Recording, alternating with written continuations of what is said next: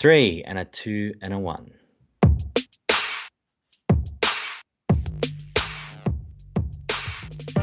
Hello and welcome to episode 165 of the Naked Tech Podcast. It's a show that gives you everything you need to know about consumer tech, the internet, and all things cosmic microwave background radiation.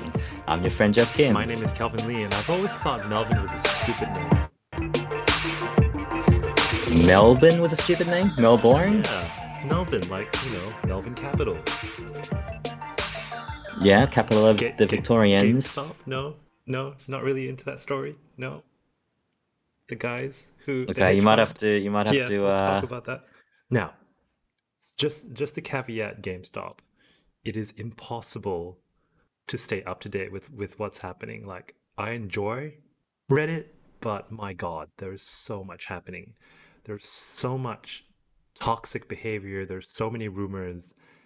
So today, I'm just going to go cover the basics, but if you really want to get into it, definitely go to the Wall Street Bets Reddit, channel and check it out and, join the ride if you want, but it is so hard to follow. It's insane. Are we going to get into that straight away, maybe? Why not? Yeah. Since we're talking about it. Why not? So we're going to kick off with, I think ABC News has been doing an amazing job at explaining, generally just like the economy and finance in general, and I really enjoy watching their 2-3 minute videos on YouTube. So here's ABC covering GameStop about 5 days ago. What's going on? Well, an established Wall Street hedge fund was shorting GameStop last year, betting the share price would continue to fall and make a buck out of its decline. Then small-time traders on Reddit called Wall Street Bets got together and chucked money at the stock, making it rise, which in turn made the hedge fund buy to cover itself. And it's become a virtuous or vicious circle, which has pushed the stock all the way from $4 to $347. Some crow it's the new Occupy Wall Street, saying millennials are crowdsourcing the biggest short squeeze in recent history and Wall Street boomers are getting massacred. Others are begging regulators to stop the gamification of trading. What? What is trading really? Yeah, we're not going to get. Is it not gamification? We're not going to get into that in this podcast because I think there are better people to follow. There are smarter people commenting about this.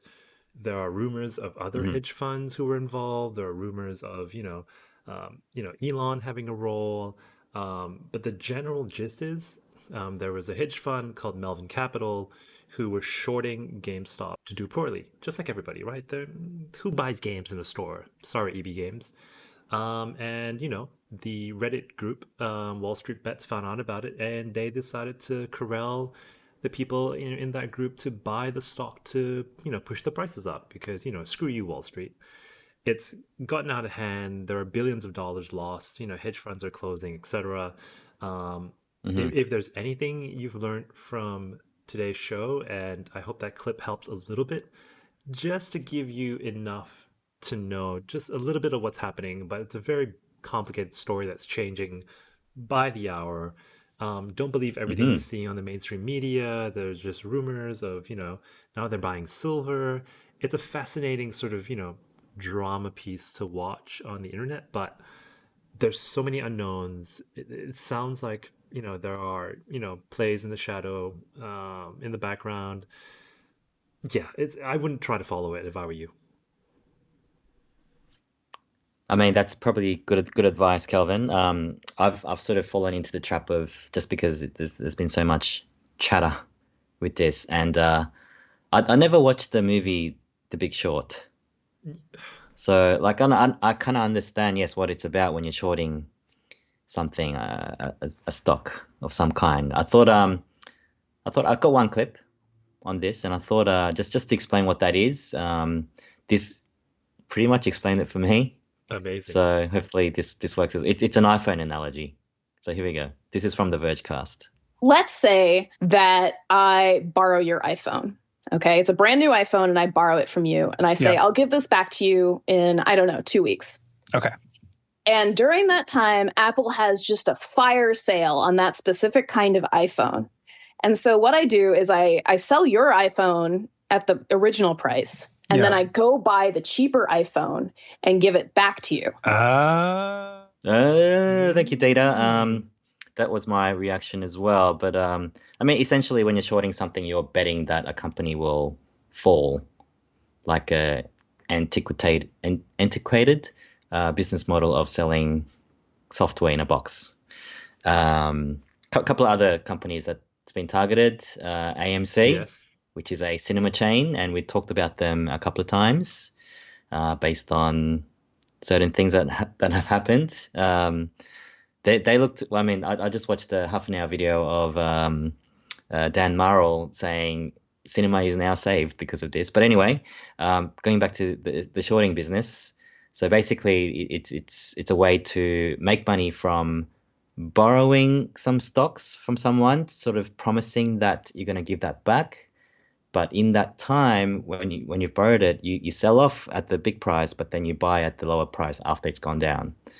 And then you give back the stock and that margin is what you gain. So there's a there's some to gain there, but if you do it wrong, like in this instance, like these are hedge funds, it's an infinite amount of loss you can make. That there's no end to it. Yeah, and I really feel for the SEC here because all these tactics are being exposed. I mean, they've borrowed more stock than is actually available. There are trading platforms being controlled by hedge funds that have been told, not to trade GameStop anymore. Like, is that legal? I think there's a lot for the SEC to try to go through and try to understand what's illegal and what is just common practice that is just poor.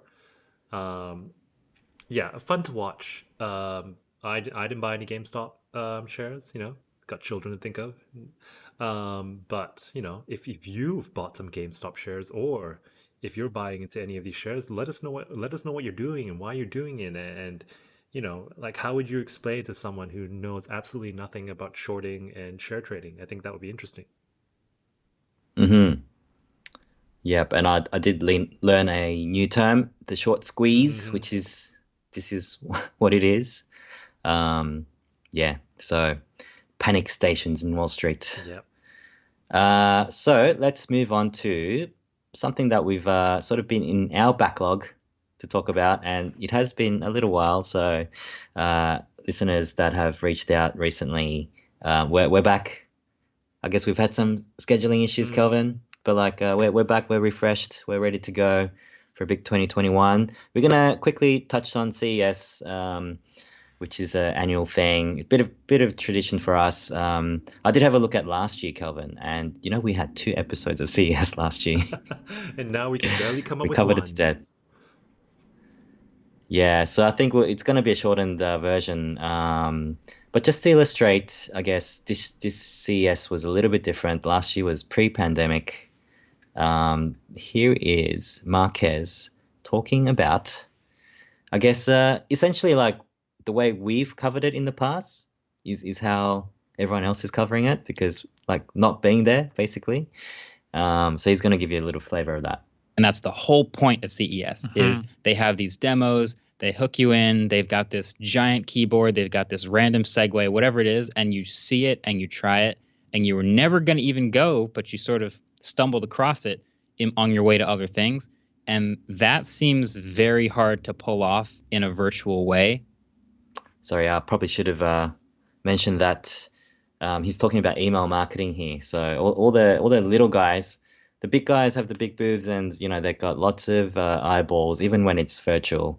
But the little guys, previously they had to rely on some random show floor experiences, like someone like Marquez is walking down from Samsung to Xiaomi or whatever it is, stumbling upon some drone or something like that. That's how they got the tech reporters. Now it's just all email marketing.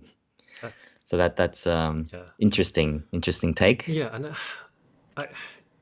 virtual events are hard. Full stop. I think it's hard to know who's really engaged, sitting behind their monitor at home with the kids yelling, or you've got 3 screens like I do, you're trying to work at the same time while doing something. I couldn't get into CES this year. Like, all I saw was, a lot of people trying to jump on the whole pandemic and trying to create, new tech around that, or it was TVs because people are staying home a lot more. So I'm really looking forward to see, what you saw at CES. I've got a couple examples. I'm going to start with a bad example that you I suppose opportunistic ways that companies are trying to take advantage of the pandemic. So here's something from Joanna Stern. I'm wearing an AirPop Active Plus smart mask. This circle here isn't a filter. Those come with the mask and clip inside. This thing contains sensors that capture breathing-related data, temperature, and humidity.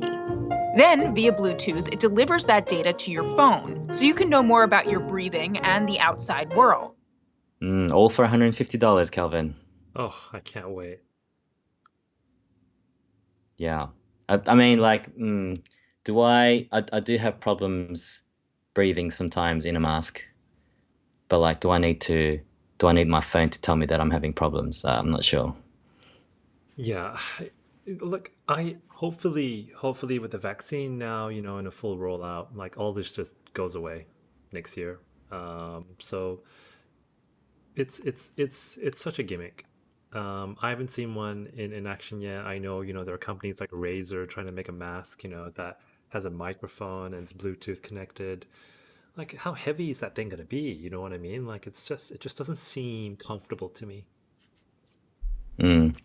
There was a whole bunch of like UV light tech, which questionable sort of technology in terms of getting rid of the virus on like phone surfaces. Like, I've seen examples of, Qi charging pads, but with a UV light like on top of it. Yeah, and So, they're not I mean, cheap. your phone is probably the dirtiest thing. It's probably nothing to do with the pandemic.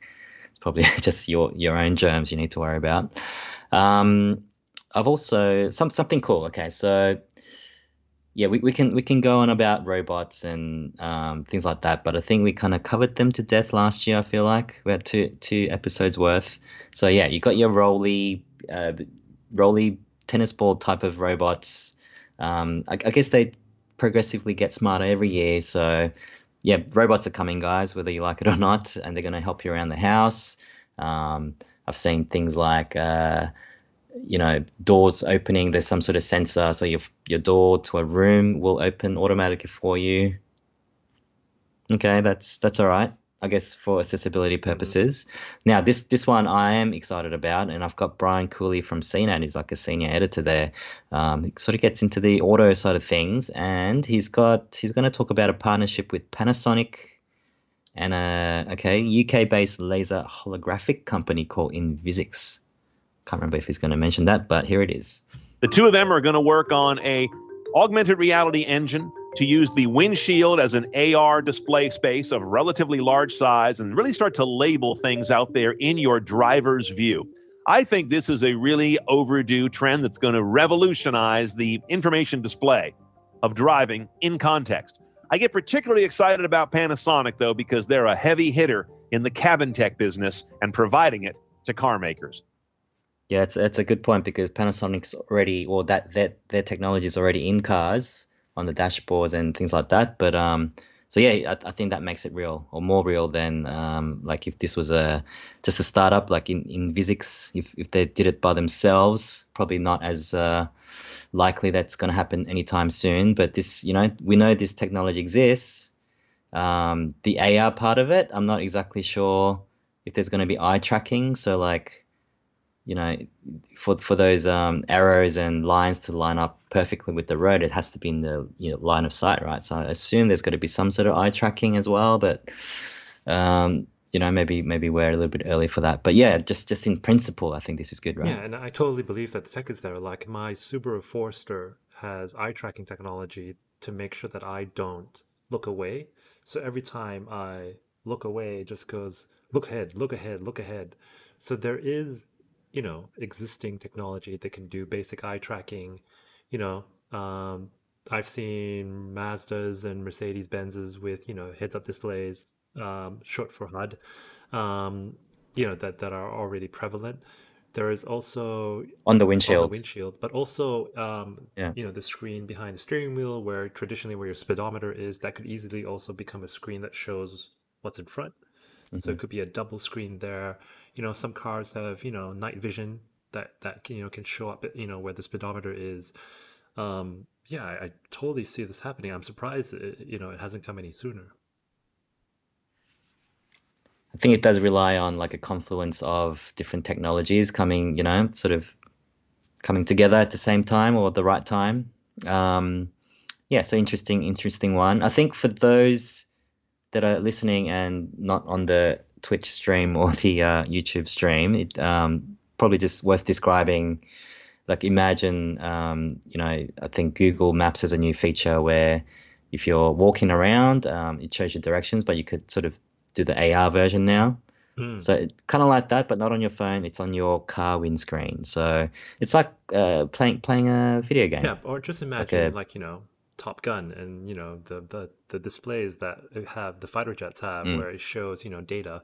So in this case, the example that Jeff has is you can easily look at where the next turn is, or your speed, or a cyclist is up ahead. Like when my Subaru Forester is the 2019 version, and I'm so impressed with what the cameras can do. Just the way it picks up, a car is stopped, and it knows pedestrians are walking. It's insane. So all it needs is a display that is able to visually show that that danger rather than through a beeping noise.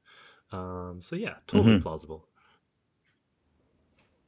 That's right. So I mean, that's all I have for CES. But while we're on the motoring theme, should we go do some rumors, Kelvin? Yes. So you and I have been talking about the Apple Car for a number of years now. It's been iCar. It's been coined Project Titan. Over the years, Apple has started a team and then let go of that team, and now there's a rumor about Hyundai. So I've got a clip from Snazzy, who did a 25-minute video on this just to talk about the pros and cons, but here's a quick 30-second one.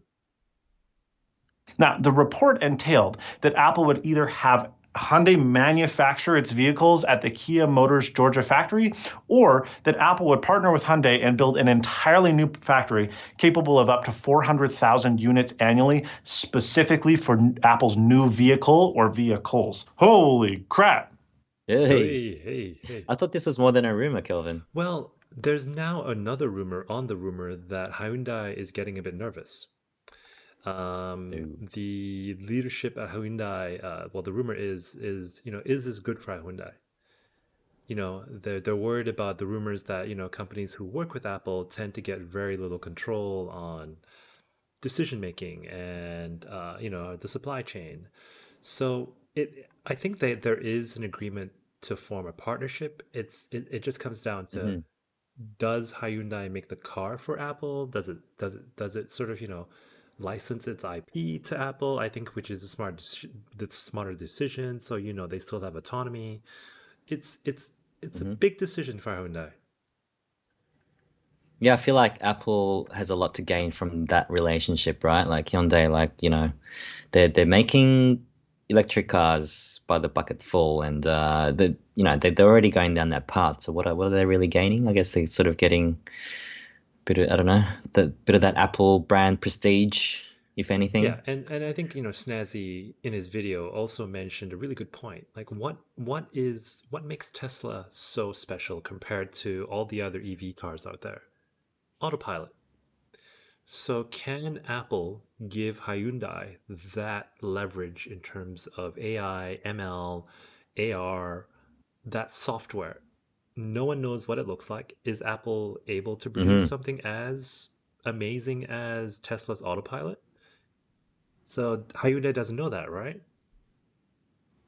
I mean, you have to be careful with the term autopilot because even Elon says that it's a bit of a loaded term. It's because you're still not supposed to take your hands off the steering wheel. You can watch a movie, but don't take your hands off the steering wheel. But I think Tesla's sort of, although the performance in the last 18 months has been almost like GameSpot-like. GameStop. Sorry, I said GameSpot again, didn't I? GameStop. Like 10,000% growth or something like that. But they're not using LiDAR technology. Yeah. And that's the thing that I think they need to get to that sort of grade 5 level of automation, like complete automation. That's what that 5th level is. So yeah, it'll be interesting how that plays out. Maybe that is the differentiator for Hyundai and Apple. Like Google, what's Google's Waymo? Waymo is definitely on LiDAR. Yep. So the difference is LiDAR is like a radar-like technology, so it actually senses atoms, whereas Tesla's just using computer vision. It's purely pixels. Yeah. So pixels versus atoms. Yeah, and we all know that, there is a LiDAR sensor on the iPhone 12 Pro Max. So the technology is there. It's just a matter of, can they implement that on obviously a very different scale. So yeah, I don't think, this will be sort of sorted out until 2025. At least. All right. So speaking of future tech, I think we can go there. Future tech.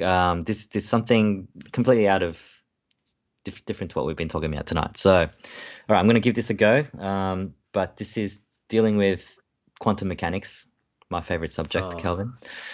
Can't wait. So there's some kooky business going on here, but we know China has been working on quantum communication.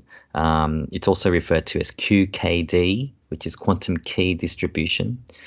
So this is different to quantum computing in terms of processing and trying to work out calculations. This is more around a secure way to transmit data, basically. So, I'm going to play a clip here from Dr. Kiki on DTNS. She probably will refer to something that's supposedly unhackable if they're successful with this. So let's listen to her first. Researchers are working to create unhackable networks for our data communication. And in China, they have been pushing this technology forward year after year. And a team earlier this month from the University of Science and Technology of China in Hefei published an article in Nature on an integrated quantum communication network that achieved quantum key distribution. That's the QKD Tom mentioned earlier, across 4,600 kilometers. Yes. So in sort of internet speak, that's nothing really for 5,000 kilometers. I think we can communicate at least to the moon, right? Maybe not to Mars, but through our internet protocols.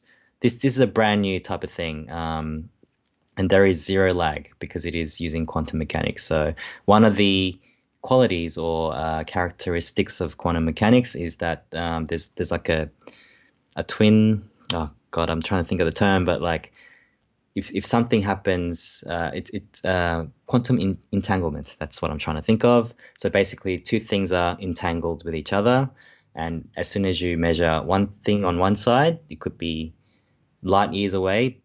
Immediately, the other side, if someone is there, they know what that result is. So it's like instant communication. So this is big. So if they can get to, I think QKD is what they're going to use for space internet. So, because I've never heard of QKD, how's it different to what we have now, right? So there is copper in the ground for phones. There is satellites in the air for everything else. How's it different now? Like, what is it? What is it means of transporting that communication? Great question, Kelvin. So right now we're using electrical signals. So it takes time for an electron to get from point A to point B. This is instant, like literally instant. Theoretically, it could be light years apart.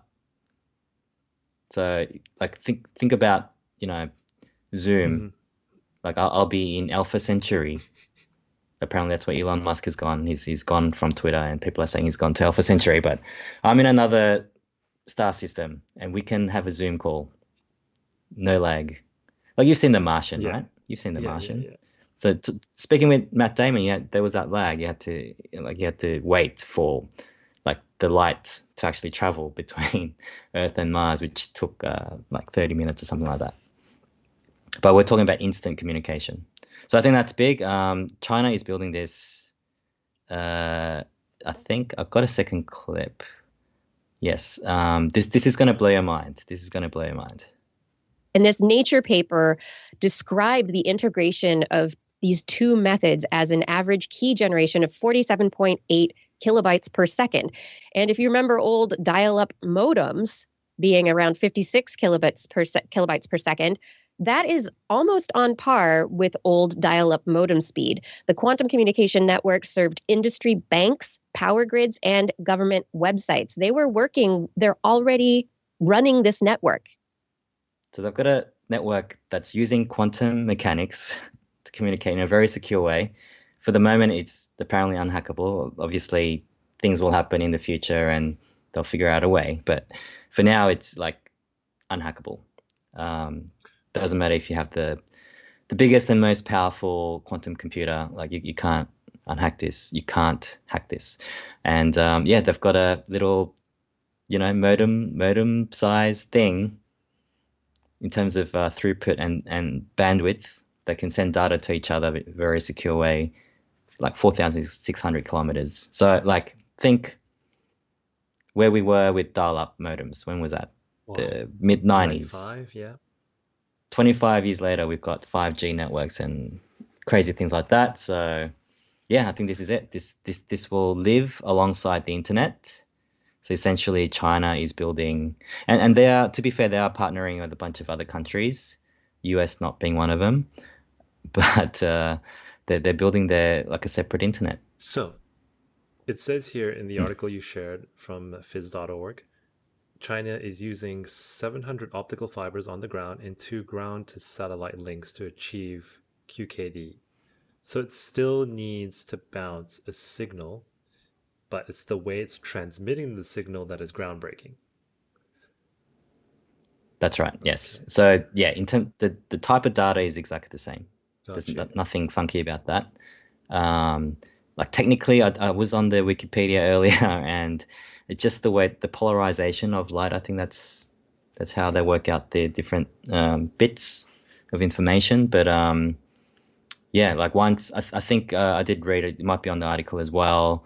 Once the system detects someone's trying to hack into it, it immediately shuts down. And yeah, like you need the 2 endpoints to, obviously some encrypted data, and you just can't get into it. So I think, America and the West are also working on this. I'm sure DARPA is well across this, but it sounds like China is well ahead of the game, and this could be the new, I don't know, the new Cold War.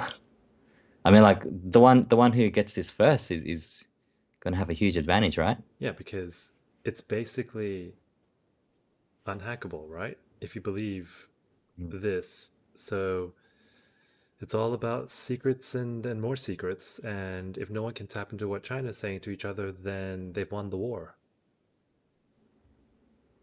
It's over. It's over. It's over. It's over. No, I think. All right. So that's my attempt at explaining that. Now it's about time we need something like this. I think we're still running on copper, especially here in Australia, which makes it really sad. And on the flip side, there's talk of what Elon's doing with his internet plan, to fire satellites into orbit.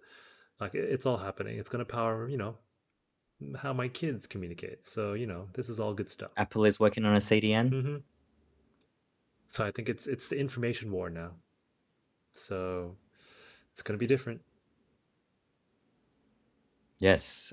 Speaking of wars, is something shutting down? Is that what I see from your list? Yep. So there is, would you call it a war? I think to take another turn in the episode today, we're going to go with something a little bit lighter. Google has a service called Stadia. Now, the running joke is Google has all these services that they kill fairly frequently, and this could be one nail in the coffin for Stadia. So Stadia is a game streaming service. The idealistic way of looking at it is, if I want to play a AAA game like Cyberpunk, I can do it on my phone or do it on a MacBook because I'm going to stream it over the internet. So here's a clip from Linus, Tech News, just talking about what they've done recently and why this could be a bad sign for Google. Well, Stadia isn't getting shut down yet, but Google is shutting down its first-party game development studio. Stadia chief Phil Harrison cited an exponentially increasing cost of producing games in-house as the only real reason, which, to be fair, is a good one. AAA game development budgets are often in the hundreds of millions of dollars range. The rest... Yeah. Don't know about exponential, but... So, things for Stadia haven't been great. Like during their launch, everyone just slammed it hard. Like, there was lag, the controllers were bad. And it doesn't help that there is now NVIDIA's streaming service called GeForce Now that is coming to Australia in 2021. So there is a ISP in Perth called Pentanet that is going to be powering the service here in Australia. They don't have a date yet, but I think they're going to be setting up the network, the servers, and hopefully will launch sometime in 2021. So the dream is you can access your game library anywhere using the 5G network or the NBN here in Australia, which is a national broadband network. So I think Pentanet is just waiting for 5G to really take off so that they can stream games on your mobile devices, and hopefully, I've been seeing a lot of new NBN plans for a download speed of 250 megabits. So things are definitely getting better. Hopefully that will help with the lag. I do know Pentanet actually from funnily enough, a sporting sponsorship in Perth. But if you want to look up, the launch of Google Stadia, we did talk about it in episode 123. Oh yes, enjoy that. Let me see what episode Naked Tech podcast 123. All right, the artwork for the episode is amazing, interesting as well. Yeah, no. Yes, Harambe. R.I.P. What was that about? I think that was an Elon thing, wasn't it? I think it was definitely an Elon thing. Yeah, so I think it's really interesting. I think gaming streaming services are going to take off once 5G takes off, and I can't wait. Cool, and I think we're out of stories. Mm-hmm. Yeah, so this episode has been a little bit of a mishmash covering the latest tech news of the last couple of weeks. But if you enjoy tech news, check out our other 164 episodes on the website. That is the nakedtechpodcast.com. Hit us up on any of the social networks. Tell us what you think about GameStop or anything else we've chatted about today. Let's Calv out. Jeff out. Quantum, what was K stand for again? Quantum KD, what was it? Key distribution. Key distribution. Oh my god. Interesting stuff. QKD. What happened to the good old days? You can impress your friends with that bit of knowledge. Or sending a fax. Come on. Well, I mean, the mode of transmission doesn't change. It'll still be, memes and GIFs, just on a very secure network. Yeah. Or fax machines. I tried to clip something for CES, but it was just all TVs, and if I see another rollable TV, I can't do it. It was hard work. I think over time I had saved I don't know, something like 20 YouTube clips. So no, I'm loving Notion. Anyway, it makes it so much easier with no ads. The ads. Ads or abs? Both. I've got no abs, and now I've got no ads. But I've got abs from doing scrunches. GeForce. Yeah, GeForce Now coming soon. Oh, that's what it's called. They're calling it GeForce Now. I don't mind it. Sorry, I missed that. Okay. All right. Do you find that when you clip the articles, you get the full article though? Sometimes half of it goes missing.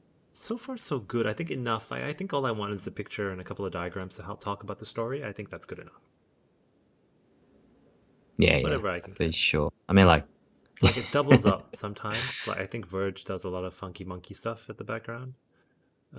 Oh yeah. But I think it's probably an ad or something, or the top banner and the body banner is the same. Anyway, I'm gonna stop Hey, what do you know streaming about and stop recording HTTP? first. Oh, Yep. See ya, guys.